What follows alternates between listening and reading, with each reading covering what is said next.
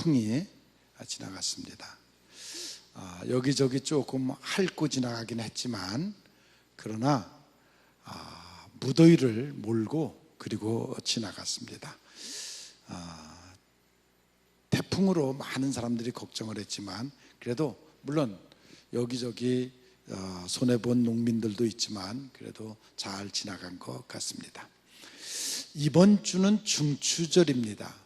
우리 민족의 고유 명절입니다. 옛날에는 추석 명절이 되면 마을별로 이렇게 편을 짜가지고 여러 가지 민속놀이를 하면서 음식을 마련해서 같이 함께 나누는 그러한 잔치를 벌였습니다. 그러면서 서로가 정을 나누고 그렇게 하는 그런 절기였습니다. 설날에는 가래떡을 만들어서 떡국을 끓여 먹고 추석에는 햅쌀로 송편을 만들어서 이렇게 나누어 먹는 그러한 계절입니다. 본래 이 명절은 보름달 뜨는 그것을 기점으로 해서 한 달 전서부터 이 명절 민속놀이를 시작했습니다. 그래서 모짜리 만드는 시합, 모내기 하는 시합, 그리고 논매기 하는 시합. 논매기도 초벌이 있고 두 번째가 있고 세 번째가 있고 벼가 자라가면서 이제 논매기를 그렇게 했습니다. 어떻게 보면 이때가 봄 지나서 그 6월 보릿고개보다도 농민들에게는 더 궁핍하고 먹을 것이 없는 가난한 그러한 계절이었습니다. 왜 이런 풍습을 만들었을까? 왜 이런 풍습이 생겼을까? 농번기가 되면 너무 바빠가지고 사람이 사람을 돌아볼 겨루가 없습니다. 그래서 물꼬를 대기 위해서 서로 싸움도 하고 자기 논에 물을 더 많이 대려고 위에 눈과 싸움을 하기도 하고 또 그때 당시는 풍족하지 않아서 농기구가 많지 않기 때문에 서로 농기구를 빌려 쓸 수밖에 없습니다. 가래 같은 것도 집집 마다 있는 것이 아니라 이제 몇 집 걸로 하나씩 있으니까 그 가래 쓸 때는 또 그 가래도 빌려 써야 되고 물론 쟁기나 이런 것도 마찬가지죠. 그래서 일손도 품앗이를 해야 됩니다. 모내기 할 때는 같이 품앗이를 해야 되고 그러면 뭐를 더 빨리 잘 내는 사람이 있고 좀 붕 떠서 좀 제대로 못 내는 사람이 있습니다. 그리고 농사 질 때 한참 농사를 짓다 보면 돈이 떨어져서 비료 같은 걸 못 살 때에는 또 옆에 사람한테 구워야 되겠고 또 양식이 떨어지면 옆집에 가서 좀 양식을 빌리고 구우고 이러한 것으로 인해서 농민들의 마음이 서로 갈등이 많이 지게 됩니다. 이웃과의 갈등이 지게 됩니다. 살림은 빈곤하고 몸은 피곤하고 그러다 보니까 서로 심신이 지쳐가지고 분쟁을 하고 싸움을 하고 이런 일들이 같은 마을 안에 늘 일어나고 그랬습니다. 그래서 이런 것들을 해소하기 위해서 한 번쯤 동네가 다 모여서 편을 짜갖고 음식을 마련해서 나누어 먹으면서 잔치를 하면서 이제 그 쌓였던 농사지면서 쌓였던 마음들을 다 풀기 위해서 이 추석 이런 잔치가 우리들에게 필요했던 것입니다. 마지막 남은 양식을 같이 나누어 먹으면서 있는 사람이 없는 사람을 좀 이렇게 많은 곡식을 가지고 떡을 많이 해서 나누어 주면서 서로 화합하고 서로 이해하고 하는 존경하는 이러한 마음들이 생기기 시작했습니다. 그런가 하면 달밤에 또한 모여서 춤을 추는데 대부분이 그때 당시는 탈춤을 춥니다. 얼굴에다 탈을 쓰고 가면을 쓰고 춤을 추는데 그때의 춤들은 대부분이 양반들을 흉내내는 쌍놈들이 양반의 탈을 쓰고 양반들이 그 거늘적거리는 교만한 걸음걸이 뭐 이런 것들을 흉내를 내면서 자기네들의 불만을 해소시키는 그런 탈춤들을 췄습니다. 지금까지 양반들로부터 당했던 탄압 같은 것들 또 억울한 모든 한들이 마음에 남아 있었는데 그 마음에 있었던 그런 한들을 온 민중들이 모여서 온 동네 사람들이 모여가지고 이제 그 탈을 쓰고 그들을 대변해 갖고 흉내를 내고 그들을 또한 질책을 하고 하는 그러한 그런 그 춤을 추는 그러한 행사들이 있었습니다. 요즘도 대학로에 가면 그 시대적인 문제를 꼬집어서 그렇게 연극을 하고, 또 교회도 마찬가지죠. 그런 일들이 우리가 코미디 연극을 봐도 이제 그 시대의 그 풍자에서 하는 그런 모습들을 볼 수가 있습니다. 아무튼 그런 것들을 통해서 양반들이 깨달음을 갖고 임금이 그들의 모습을 보면서 깨달음을 가졌던 그러한 일들이 있었습니다. 저는 이번 추석 때에도 이제 정치하는 사람들이, 위에 있는 사람들이 다 고향을 찾아가고 친척들을 만날 텐데, 그 안에서 정말 그들이 마음의 문을 열고 민중의 소리를 들을 줄 아는 그러한 추석이 되기를 바랍니다. 그래서 그것을 통해서 새로운 깨달음을 갖고, 그리고 새로운 나라를 만들어가는 그런 기회가 됐으면 좋겠습니다. 어제도 우리가 바자회를 할 때 이 지역 국회의원이 오셔서 같이 이제 얘기하는 가운데 그런 얘기들도 있었습니다. 지금이야말로 우리가 화합이 필요한 때입니다. 이번 명절 특별히 민족의 화합의 기회가 됐으면 좋겠습니다. 여와 야가 좀 마음의 문을 열고 솔직한 대화를 하고 편협되고 이미 편중되어 있는 그러한 대화가 아니라 중심에 서서 중심을 맞추려고 하는 그러한 대화가 필요하고, 기업주와 노동자가 대화를 하고 남북이 좀 더 솔직하게 무엇이 좋은가를 놓고 대화할 수 있는 그러한 기회가 되고, 이웃 나라와 우리나라가 또한 대화할 수 있는 그러한 기회가 됐으면 좋겠습니다. 그래서 여러분들의 가정이 하나가 되고, 여러분들의 사회가 하나가 되고, 이 나라가 하나가 되고, 또한 이웃과 하나가 되는 그러한 축복의 기회가 됐으면 좋겠습니다. 물론 이런 민속놀이는 우리나라만 있었던 것은 아닙니다. 일찍이 중세에 바보들의 축제, 바보잔치라는 그러한 행사가 있었습니다. 그들은 정월 초하루가 되면 민중들이 모여가지고 바보들의 모습을 하고 길거리에 나옵니다. 그리고 똑같이 영주들, 그때 당시는 각 성에 있던, 성을 지배하고 있던 그 영주들의 겉모습을 흉내내면서, 그들의 거들먹거리는 모습을 흉내내면서 가면을 쓰고 야유를 하고, 그러면 또 결안을 던져서 그들을 때리고 마치면서 평소에 자기 가슴 속에 있었던 불만들을 해소하는 그러한 행사가 있었습니다. 우리도 추수감사절이라든지 성탄절에 청년들이 모여서 그와 같은 행사들을 하는 것을 볼 수가 있습니다. 촛불들이 맨 처음에 모였을 때에는, 하나둘 모였을 때는 가면을 쓰고 마스크를 하고 모였다가 이제 그 무리가 커지니까 함성이 되니까 그 모든 것을 벗어버리고 백성들의 함성이 나오는 그러한 모습을 볼 수가 있습니다. 늘 우리가 기울여 들어야 될 소리가 있는데, 양심의 소리, 민중의 소리, 신의 소리, 이것을 관심을 가지고 들을 줄 아는 귀가 우리에게 열려야 된다는 것입니다. 이번 추석에도 그러한 소리를 듣고 귀를 기울이는 지혜가 여러분들에게 있기를 바랍니다. 오늘 읽어드린 본문에 보면 바울 사도가 우리에게 주시는 말씀인데, 하나님께서 우리를 자기와 화목하게 하셨고 또 우리에게 화목하게 하는 직책을 주셨다. 첫째는 하나님과 화목하시기를 바랍니다. 그리고 여러분들이 가는 모든 곳에서, 인간의 모임 속에서 더불어 화목할 줄 아는 여러분들이 되시기를 바랍니다. 화평케 하는 자는 복있나니 하나님의 자녀가 될 것이고, 화평케 하는 자는 복있나니 복을 받을 것이라고 우리에게 얘기하고 있습니다.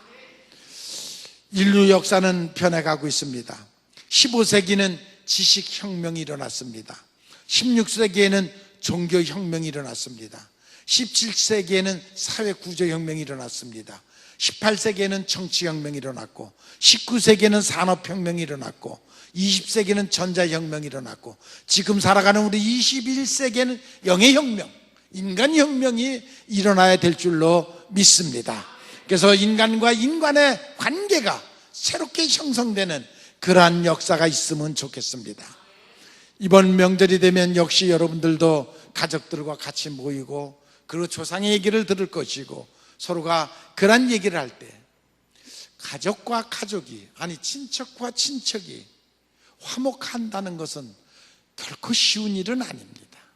거기에는 빈부의 차가 있고 유무의 차가 있고 지식의 차가 있고 많은 그 차이가 있기 때문에 친척들이 모이면 화목한다는 것은 결코 쉬운 것은 아닙니다.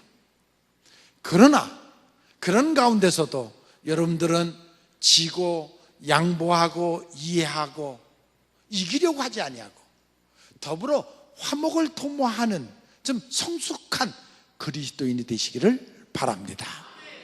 이기려고 하지 말고 져주고 이해하고 양보하고, 그래서 정말 화목을 도모해가는 그러한 여러분들이 되시기를 바랍니다. 요셉이 자기를 팔아먹은 형들을 용서하는 마음을 여러분들이 가지시기를 바랍니다. 과부 롯이 그 나오미 시어머니를 정말 하나님 섬기듯이 섬기는 마음이 여러분들에게 있기를 바랍니다.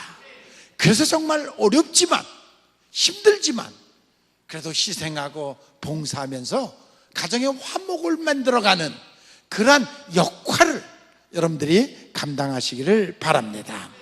아무튼 올해는 예년에 보지 못했던 그나마 그래도 풍년입니다. 이 풍년을 주신 하나님 앞에 감사하시기를 바랍니다. 그래서 정말 아직도 물론 추수가 다 끝나진 않았지만 앞으로도 어떠한 일이 일어날는지는 모르지만 그러나 우리 민족을 사랑하시는 하나님을 믿고 감사하는 그런 여러분들이 되시기를 바랍니다. 농부가 농사를 짓기위해서 첫 번째 하는 일이 씨 뿌리는 일인데 예수님도 씨 뿌리는 비유에 대한 얘기를 많이 했습니다. 왜 그러냐면 자연의 법칙을 통해서 영적인 생활이 무엇인가를 우리에게 잘 교훈으로 가르쳐 주셨습니다. 성경 말씀대로 심은 대로 거둔다는 것처럼 이 자연의 법칙처럼 영적인 세계도 심은 대로 거둔다는 것입니다. 어떤 종자를 심었는지 그 종자를 심은 대로 거두는 것입니다. 얼만큼 심었는지 얼마나 공을 들였는지 들인 대로 그 수확을 거둔다는 것입니다. 좋은 씨를 심으면 좋은 열매를 거둡니다. 나쁜 씨를 심으면 나쁜 열매를 거둘 수밖에 없습니다. 옥토에다 심고 정성을 기울이면 풍년에 좋은 많은 열매를 거둘 수가 있습니다. 그런데 가시떨기 길짝밭에 심어놓고 수확을 기다리는 것은 어리석은 것입니다. 이것은 도덕적이든지 영적이든지 자연적이든지 이것은 진리인 것입니다. 여러분들은 좋은 것을 심고 좋은 열매를 거두는 지혜가 여러분들에게 있기를 바랍니다. 다시 말해서 좋은 씨는 여러 가지로 말할 수가 있는데 여러분들이 말하는 것도 바로 씨와 같습니다. 여러분들이 어떤 말을 하느냐, 그 말이 바로 씨가 되는 것입니다. 여러분들이 어떤 행동을 하느냐, 그 행동이 바로 씨가 되는 것입니다. 그것이 바로 씨 뿌리는 것과 같습니다. 거짓을 심어놓고 진실을 거두려고 하면 어리석은, 그건 하나님을 만홀히 여기는 것이고 자기 자신을 스스로 속이는 것입니다. 거짓을 심어놓고 어떻게 진실을 거둘 수 있습니까? 진실을 심어놓고 진실을 거두는 지혜가 여러분들에게 있기를 바랍니다. 그래서 우리는 사랑을 심어놓고 사랑을 거두고 우정을 심어놓고 우정을 거두고 친절을 심어놓고 친절을 거두는 여러분들이 되시기를 바랍니다. 이번 명절날 여러분들이 가족이 모이거든 늘 하는 말씀이 우리 하나님 말씀 따라서 살고 복 좀 받자, 그런 말씀을 좀 했으면 좋겠어요. 우리가 하나님 말씀 따라서 살면서 정말 하나님이 주시는 복 좀 받고 살자, 그런 마음을 여러분들이 가지셨으면 좋겠어요. 말씀을 받는 자는 가르치는 자와 모든 것을 같이 해라. 즉, 교육자는 영적으로 건강해야 됩니다. 건강한 교육자가 정말 기도하고 말씀 묵상하고 말씀을 전하면 성도들은 그 말씀을 믿고 묵상하고 받아들이고 그리고 순종해야 됩니다. 그랬을 때 그것이 축복의 열매가 맺는 것을 믿으시기를 바랍니다. 5달란트, 2달란트, 1달란트에 비유해서 우리에게 이미 말씀하셨듯이 1달란트 받은 자는 말씀을 받되 묻어놓은 것입니다. 그러니까 쌓아서 묻어놨으니까 그것이 열매를 맺을 수가 없습니다. 허송세월하는 것입니다. 여러분들이 예수 믿고 신앙생활을 하면 정말 여러분들의 영혼이 살아있어야 되겠고, 그리고 여러분들이 하나님 말씀에 사로잡혀서 순종해갖고 복받는 인생을 사시기를 바랍니다. 그것이 바로 올바른 그리스도인의 삶인 것입니다. 제가 40년 전에 처음 목회를 할 때에는 정말 가정의 그 숫자는 물론 애들의 이름은 말할 것도 없고 숟가락, 젓가락 숫자까지 알 수 있었습니다. 그래서 가는 곳마다 상담을 하기를 좋아했고, 신방 오면은 너무 정말 주님 온 것처럼 반가워했고, 그래서 기회만 있으면 자기네들의 문제를 남편은 남편대로 와서 상담하고 아내는 아내대로 와서 상담을 해가지고 기도하게 되고, 그리고 모든 형편을, 그 가정의 형편들을 다 낱낱이 다 알 수가 있었습니다. 어떻게 보면 정말 목사를 한 가족으로 알았습니다. 그리고 한 가족으로 알고, 그래서 성미도 떠서 그 목사님과 함께 식사를 하는 것처럼 그런 느낌을 늘 갖고 그러고 신앙생활을 했었습니다. 그런데 제 한 세대가 지나기 전에 너무 많이 변했습니다. 요즘은 상담 오는 교인들도 없습니다. 그래서 목사가 못나서 그런지는 모르겠어요. 그런지는 모르겠지만 아무튼 너무 똑똑한 것 같아요. 교인들이 너무 많이 아는 것 같아요. 그래서 상담 오는 사람들도 없습니다. 그리고 교인들의 생활이 다 은폐되어 있어요. 목사가 몰라요. 신방으로 와도 그냥 겉핥기예요. 왜? 상담하지 않으니까요. 신방을 가도 그냥 교인들과 잠깐 만나서 이렇게 몇 마디 하고 돌아오는 것이에요. 이것이 지금 우리의 모습이에요. 제가 한 20, 30년 전에 미국이나 영국에 가갖고 목사님들을 그 나라의 목사님들을 만나서 들어보면 우리가 이렇게 지금 이 모습이 그때 미국과 영국의 모습, 20, 30년 전의 모습이에요. 그게 지금 우리 한국교회에 그대로 지금 와서 그대로 지금 정착됐어요. 점점 피폐해져요, 교회가. 목사와 성도들 간의 거리가 점점 멀어져요. 너는 너고 나는 나고. 그래서 나는 내 나름대로 신앙생활하고. 이게 뭔가 혼연일체 하려고 하지 않냐고, 좀 더 가까워지려고 하지 않냐고, 좀 더 하나가 되려고 하지 않냐고, 점점 멀어져가는 그런 모습을 보면서 서글퍼져요. 이 교회가 앞으로 어떻게 흘러갈 것인가 하는 그런 아쉬움을 갖게 돼요. 오늘 가나혼인 잔치집에 있었던 사건을 우리가 보면은 물 항아리에 물을 가득 채우라. 예, 물론 물 항아리에 물을 가득 채우는 일은 쉬운 일이에요. 이건 당연히 하는 일이에요. 이제 성지 순례해서 그곳을 가겠는데 가나혼인 잔치집에 가면은 거기 가서 물 항아리를 보게 되는데, 그 물 항아리를 예수님께서 그 물을 포도주로 변하는 그 기적적인 사건이 일어나요. 그것이 예수님이 행하신 첫 번째 기적이에요. 그런데 그 기적을 행할 그 원동력은 종들이 물을 갖다 가득 채워라, 이 포도주 항아리에 맹물을 채우면 다시 포도주를 만들겠다, 그 말을 듣고 종들이 순종을 했어요. 순종하고 나니까 그 기적이 일어났어요. 그 순종 이후에 그 기적이 일어나는 것이에요. 우리에게는 그런 순종이 사라져가고 있습니다. 아니, 그런 믿음이 사라져가고 있습니다. 어떻게 물이 포도주가 되겠느냐? 우리 마음속에 이미 그것이 너무 확고하게 자리 잡고 있어요. 그래서 믿음을 갖지를 못해요. 그러니까 그런 기적이 일어날 수가 없어요. 그런 순종이 있는 곳에 그런 기적이 일어나는 것을 볼 수가 있어요. 오늘 우리의 마음 가운데 여러분들은 정말 믿음을 심으시기를 바랍니다. 기적의 열매를 거두시기를 바랍니다. 생각이나 행위로 심은 대로 거둔다고 그랬습니다. 그러면서 육체의 일은 현저하니 하고, 육체에 된 일, 욕심, 이기심, 이런 썩어질 것들, 그런 것들을 말하고, 또 신령한 것이 있습니다. 성령의 열매가 있습니다. 성령의 열매가 무엇인가를 우리에게 잘 이야기하고 있습니다.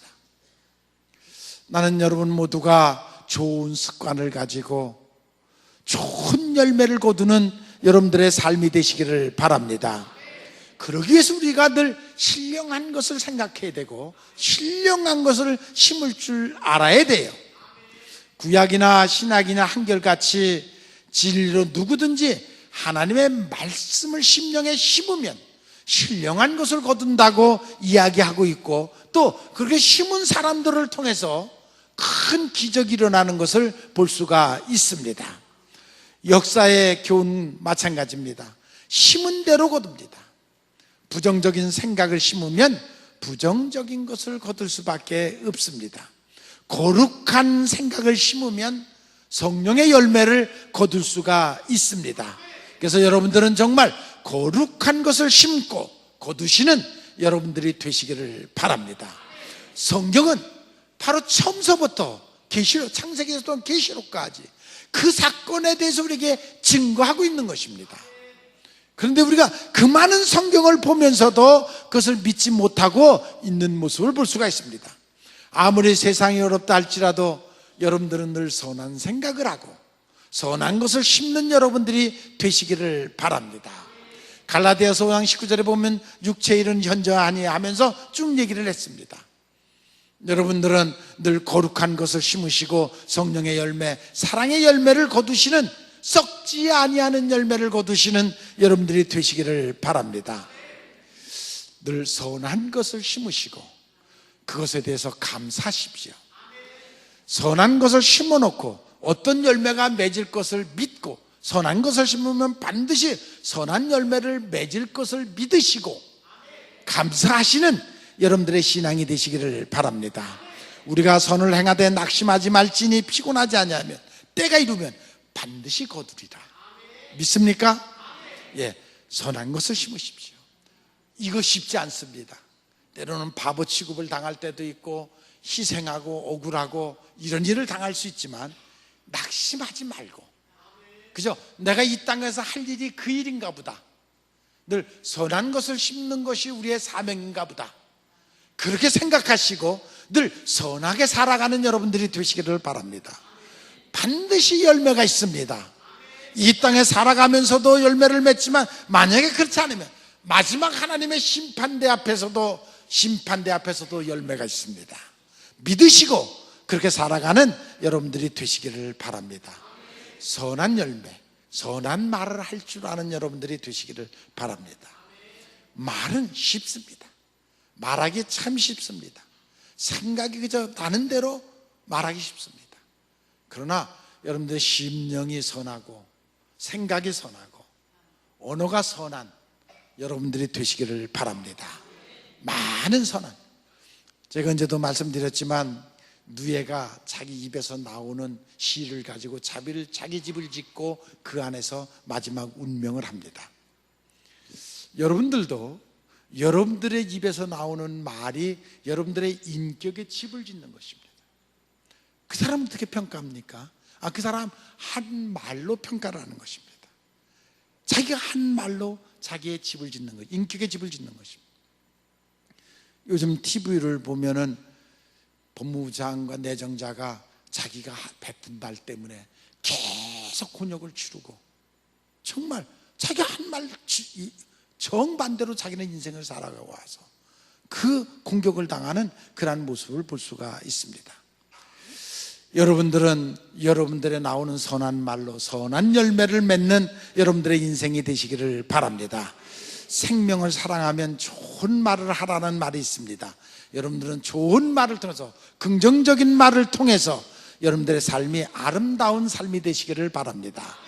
출애굽한 이스라엘 백성들이 광야에서 정말 끝까지 불평과 원망을 하다가 광야에서 다 죽었습니다. 끝까지 여호수아와 갈렙은 끝까지 긍정적인 하나님의 말씀을 기준으로 해서 말을 해서 그들은 가나안 땅까지 들어가는 그러한 모습을 볼 수가 있습니다. 비판받지 않으냐 하리거든 넌 먼저 선한 말을 하라는 그 말씀을 여러분들이 기억하시기를 바랍니다. 우리는 신앙의 사람들입니다. 믿음의 사람들입니다. 끝까지 선한 말을 할 줄 아는 그런 여러분들이 되시기를 바랍니다. 우리가 지금 어제도 바자회에 많은 분들이 와가지고 은혜 가운데 잘 마쳤습니다. 어저께 바자회를 한 거는 제가 어제도 얘기를 했지만, 첫째는 돈을 많이 벌자, 많이 벌어서 아프리카에다가 그 학교를 짓자. 두 번째로는 성도들 간에 주일날만 이렇게 만나니까 평소에 이렇게 교감이 없으니까 어저께 서로 장사하면서 돈 주고받고 해가면서 얼굴도 익히고 더 얘기도 많이 하고 성도들의 교감을 갖자. 그런 의미에서 두 가지 큰 의미를 가지고 바자회를 했습니다. 우리가 작은 정성을 여러분들이 조금씩 모아가지고 그 돈이 전달될 때에 지금은 별것이 아니지만, 그것이 벽돌 한 장에 불과하지만 이제 50년, 100년이 지난 후에는 그곳에서 큰 기적의 역사가 나타날 줄로 믿습니다. 우리는 작은 정성, 여러분들이 그 사람들을 어떻게 알아요? 한 번도 본 적도 없고, 아니 어디에 박혀 있는지도 몰라요. 지금도 부르키나파소 하면 아는 사람들이 별로 없어요. 예? 그렇지만 그곳에 여러분들이 그런 정성을, 정말 그리스도의 사랑을 전하는 것이에요. 예수님의 사랑을 그대로 전하는 것이에요. 아무도 모르는 곳에 그 사랑을 전하면 받는 사람들에게는 큰 부담, 정말 큰 감격이 있어요. 큰 역사가 일어날 줄로 믿습니다. 우리는 하나님을 위해서 선한 행위를 심는 것입니다. 그러면 그것은 반드시 축복의 열매로 맺어질 줄로 믿습니다. 그래서 여러분 모두가 그러한 열매를 바라보고 살아가는 여러분들이 되시기를 바랍니다. 그래서 우리는 무엇보다도 중요한 거, 하나님의 말씀에 순종하는 그런 여러분들, 그래서 좋은 열매를 맺는 여러분들이 되시기를 바랍니다. 선한 일을 할 때 가장 조심해야 될 것은 낙심하는 것입니다. 내가 그렇게 하는데도 왜 이게 이러냐, 낙심하기 쉽습니다. 그러나 우리는 하나님 말씀 붙잡고 하는 것입니다. 그 사명을 갖고 하는 것입니다. 그냥 끝까지 하는 것입니다. 할 수 있는 데까지 하는 것입니다. 그러면 반드시 진실의 열매가 맺어질 줄로 믿습니다. 우리는 늘 하루에 3번 자신을 돌아보는 그러한 지혜가 필요합니다.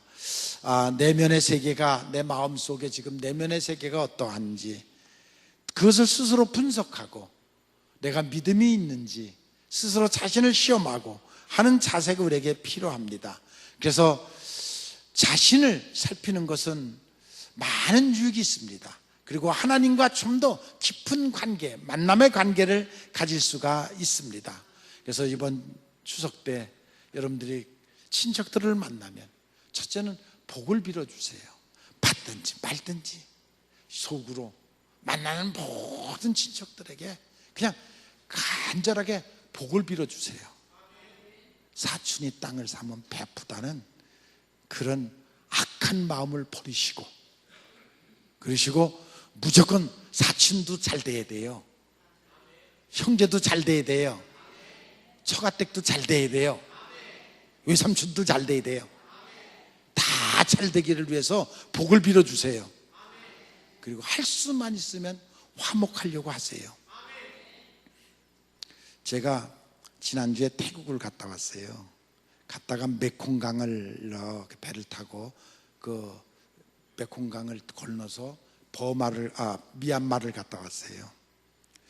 몇 년 전 제가 감독을 할 때인데 우리 중앙연의 남선교회가 그 미얀마에다가 교회를 건축했다고 본식을 하러 가야 된다고 남선계장하고 총무하고 두 분이 같이 거기를 가재요, 미얀마를. 그래서 그냥 알았다고 그 날짜 정하고 출발을 하는데 왜 미얀마로 가지 않냐고 중국으로 가요. 그래서 왜 중국으로 가냐 했더니 미얀마로 가면 거기는 산속이 돼가지고 길이 없대요. 그래서 걸어가는 며칠을 걸어가야 되기 때문에 글로 갈 수 없고 중국으로 가갖고 중국에서 넘어가야 된대요. 그래갖고 쿵림이라는 그 중국으로 가갖고 거기서 봉고차를 그 선교사 두 장로님 나 넷이서 가는데 봉고차를 2대를 빌리는 거예요. 그래서 왜 봉고차를 2대를 빌리냐니까 여긴 산길이 너무 험해서 가다 고장날 염려가 있기 때문에 고장나면 꼼짝 못하고 갇히니까 2대를 끌고 가야 된대요. 무슨 놈의 산길이 그렇게 심할까? 가보니까 여러분 우리 산 도벌할 때 길 만들어서 쓰는 그런 산이에요. 그런 길이에요. 굉장히 높은 구름이 밑에 있어요. 그리고 정말 끝이 안 보는, 제가 그때 쓴 시를 여러분들이 보면 아마 끝이 안 보이는 절벽, 그 비낭을 타고 그리고 차가 가는 거예요. 하루 종일 가는 거예요. 산을 몇 개를 넘어서 하루 종일 가는 거예요. 그리고 가서 산 꼭대기에 서서 선교사가 저게 지금 중국 그 초소인데 저 사람들한테 들키면 큰일 난대요. 붙잡혀간대요. 그러니까 철조망 뚫고 저쪽으로 돌아서 저 강을 건너서 미얀마로 들어가야 된대요. 너무 기가 막히더라고요. 그래서 이러면 이런 얘기를 해갖고 우리로 오라고 해야지 왜 이런 얘기를 안 하고 여기로 오라고 했냐 그러니까 그 남선계장님도 저도 이렇게까지는 될 줄 몰랐어요. 험하다는 얘기는 들었지만 이렇게까지 험한지는 몰랐어요.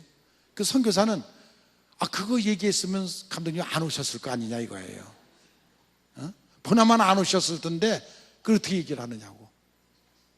그래갖고 정말 여러분 탈북자들이 다니는 코스더라고요. 그게 탈북자들이 오는 그 북한에서 중국 걸쳐서 쿠밍으로 해갖고 그래갖고 미얀마로 들어오는 그 코스더라고요. 그거를 철조망을 뚫고 겨서 그래갖고 이제 넘어갖고 그건 뭐 그냥 이렇게 건너가는 아주 얕은 강인데 강을 건너가갖고 보니까 저 건너편에 그 중국인 그 초소가 있는 거예요. 그리고 또 좀 가니까 그 미얀마 그거는 뭐 초소 같지도 않고 그런데 아무튼 있어요. 그래서 그걸 뚫고 그래갖고 결국은 갔어요. 가보니까 산족들이 사는데 한 100가구 집이 한 100채가 산 비낭에다가 그냥 여기저기 짓고 그리고 한 100가구 중에 한 50가정이 예수를 믿더라고요. 그래갖고 거기 모여서 교회를 잘 졌죠. 산 비탈에다가 교회를 잘 져갖고 이천에 있는 그 선교사, 이천교회에 있는 선교사가 갖고 교회 우리 남선계가 지어준 거예요. 중앙연 남선. 그래서 이제 거기 가서 봉헌 예배를 드리고 그리고 온 적이 있었습니다. 뭐 질퍽질퍽 마침 거기는 뭐 비가 오고 그러니까 장화를 신어도 안 되고 구두는 뭐 더 말할 것도 없고 구두 등에다 짊어지고 맨발로 그 진흙길을 가갖고 그래갖고 예배를 드리고 왔던 그런 기억이 참 지금 생각하니까 그렇게 위험한 길이었댔어요. 그런데 이번에 바로 배를 타고 미얀마에 들어가서 그 밑에까지 이제 갔다가 그리고 오면서 탈북자들이 우리에게 늘 오면 그 간증을 하는 그런 얘기를 우리가 늘 들었죠. 그들이 뭐 몇 달을, 어떤 사람은 몇 년을 걸쳐서 오고 어떤 사람은 몇 달 동안 걸어서 오고, 우리가 비행기를 타고 태국을 가도 6시간 걸리는데 그 사람들이 북한에서 중국을 걸쳐서 그 미얀마까지 걸쳐서 그리고 태국까지 태국 들어오면 이제 한국으로 오는 거죠. 그런 걸쳐서 오는 코스가 그게 걸어서 오는데 때로는 차도 타고 오지만 석 달, 넉 달은 걸어야 되는 거예요. 그 산속을 그 헤매면서 그래서 그 한국에 들어오는 거예요. 이번에 그 메콩강을 가서 그들이 이제 그 밤이면은 조그만 배를 쪽배를 얻어가지고 그 메콩강을 건너와야 되는데, 그래 태국으로 와야 되는데, 때로는 범하러 가기도 하죠. 근데 그때에 악어들이 사람 냄새를 맡고 옆으로 오면 놀래가지고 한쪽으로 쏠리면 그냥 홀깍 뒤집어지면 다 악어밥 되는 거죠. 다 악어밥 되는. 이번에 가보니까 그게 보통 위험한 길이 아니더라고요. 그런 것을 걸쳐서, 그리고 그들이 정말 구사일생으로 사서 오는데, 제가 오늘 여기 주보에 보면 그날 갔다 와서 그날 그 메콩강에 가서 그걸 보면서 썼던 시가, 여기 세터민이라는 시가 있어요. 살기 위해 태어났는데 죽음의 땅이다. 살기 위해 죽음과 싸운다. 죽음의 담 뚫고 철조망 뚫고 거친 산 넘어 압록강 거센 물살 떠밀려 굶주림, 임신매매, 국경수비대 형무소, 메콩강 악어 탈출, 죽었다 살기 몇십 번, 세터민 이름으로 자유의 땅 살기 위해 심신이 망가진 채 치유할 수 없는 상처를 안고 북녘 땅 바라보며 눈물을 흘린다. 이들의 가슴에 무엇이 남았겠어요?